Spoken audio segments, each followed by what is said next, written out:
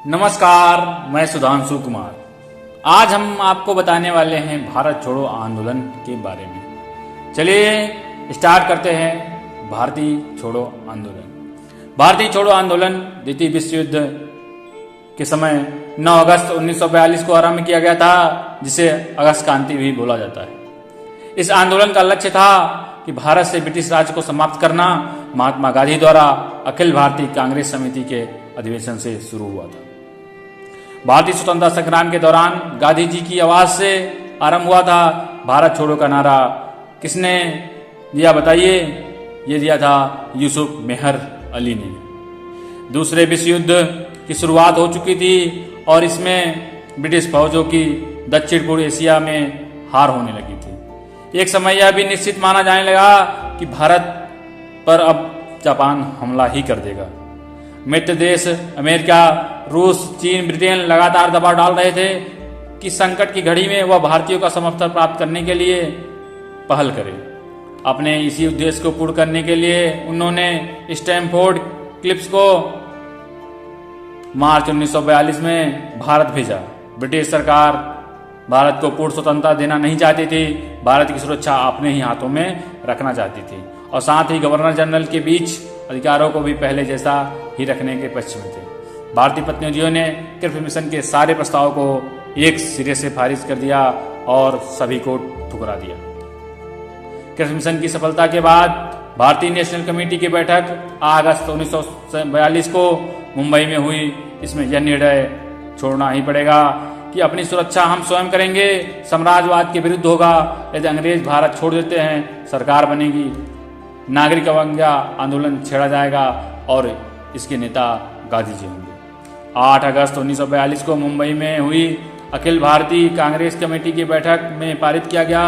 इस प्रस्ताव में घोषणा की गई कि भारत में ब्रिटिश शासन काल में भारत में स्वतंत्रता लोकतंत्र की स्थापना के लिए अत्यंत आवश्यक होगी, जिसके लिए जर्मनी जापान के लिए लाया गया था। एक बार स्वतंत्र होने के बाद अपने सभी संसाधनों के साथ फांसीवादी साम्राज्यवादी ताकतों के विरुद्ध लड़ रहे देशों की ओर से युद्ध में शामिल हो जाएगा। इस प्रस्ताव में देश की स्वतंत्रता के लिए जन आंदोलन की शुरुआत को अनुमोदन प्रदान किया गया।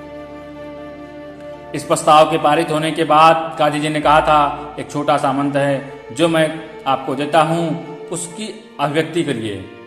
करो या मरो, आज़ादी प्राप्त करेंगे। यही गांधी जी का नारा था, करो या मरो, या फिर जान दे देंगे, या फिर भारत छोड़ो आंदोलन के दौरान करो मरो का भारतीय लोगों का नारा बन गया था। 1942 की सुबह कांग्रेस के अधिकांश नेता गिरफ्तार कर लिए गए। उन्हें देश के अलग अलग भागों में जेल में डाल दिया गया। साथ ही कांग्रेस पर प्रतिबंध लगा दिया गया। देश के प्रत्येक भाग में हड़ताल प्रदर्शन आयोजन होने लगे। सरकार द्वारा पूरे देश में गोलीबारी, लाठीचार्ज और गिरफ्तारियां की गई। लोगों का हिस्सा भी हिंसक गतिविधियों में बदल गया। लोगों ने सरकारी कंपनियों पर हमले किए, रेलवे पटरियों को फाड़ दिया और अर्थव्यवस्था को अस्त व्यस्त बिल्कुल त्राहिमाम कर दिया। अनेक स्थानों पर पुलिस और जनता के बीच संघर्ष भी हुए, झड़प भी हुई। सरकारों ने आंदोलन से संबंधित सभी समाचारों को प्रकाशित होने से रोक लगा दी। 1942 के अंत तक लगभग 60,000 लोगों को जेल में डाल दिया गया और कई हजार लोगों को मारे गए और मारे गए लोगों में महिलाएं, बच्चे भी शामिल थे। देश के कई बार, जैसे उत्तर प्रदेश में बलिया, बंगाल में, महाराष्ट्र सतारा में, कर्नाटक के धारवाड़ में और उड़ीसा के तलचर और बालासोर ब्रिटिश शासन से मुक्त हो गया था। वहाँ के लोगों ने स्वयं की सरकार का गठन किया। जयप्रकाश नारायण, अरोड़ा आसफ अली, SM जोशी, राम मनोहर लोहिया और अन्य कई नेताओं ने पूरे युद्ध किया। युद्ध काल के दौरान क्रांतिकारी गतिविधियों का आयोजन किया। युद्ध के साथ लोगों के लिए संघर्ष के दिन थे। ब्रिटिश सेना और पुलिस के दमन के कारण पैदा गरीबी के अलावा मंगल में कभी अकाल पड़ा, जिससे 30 लोग मारे गए। सरकार ने भूख से मर रहे लोगों को राहत पहुंचाने में बहुत ही कम रुचि दिखाई थी। दोस्तों, ऐसे ही इंटरेस्टिंग वीडियो देखने के लिए आप हमारे चैनल को फॉलो कर सकते हैं।